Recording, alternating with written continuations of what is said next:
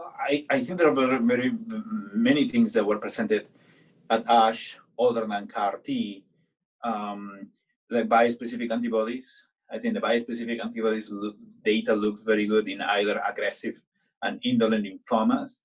The safety also was encouraging. So, which, you know, which to me means that it's more accessible to patients. You know, sometimes patients are too sick to do CAR T cell therapy, and CAR T cell therapy has a lag time to do treatment because you know, you still need the product, you need the manufacturing time, so that adds up in the time on receiving therapy. So bispecific antibodies are like what we call quote unquote off the shelf, so they're available. The efficacy is encouraging. Safety also is encouraging. Other agent that is being presented are the LOXO 305, which is specifically for patients who had BTK and mutations. We talk about mutations. So specific BTK mutations that make a patient's resistance to BTK inhibitors, like such as ibrutinib or acalabrutinib, and encouraging data in CLL and mantle cell lymphoma. So that was actually very well presented and is very well received. And then the last one is there is a molecule.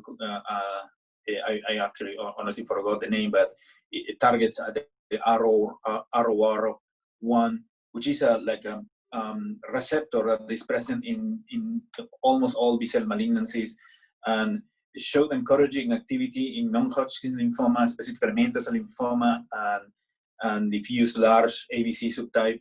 So it's still early in development, but it kind of brings us some more option for patients who for instance, relapse after BTK inhibitor or relapse after CAR-T, in which options are not present. In regards of CAR-T, so there were presentations about bispecific CAR-T that target, instead of targeting just one antigen, target two antigens such as CD19, CD22, or CD20. There is encouraging data and safety in early studies that could lead to another option for patients.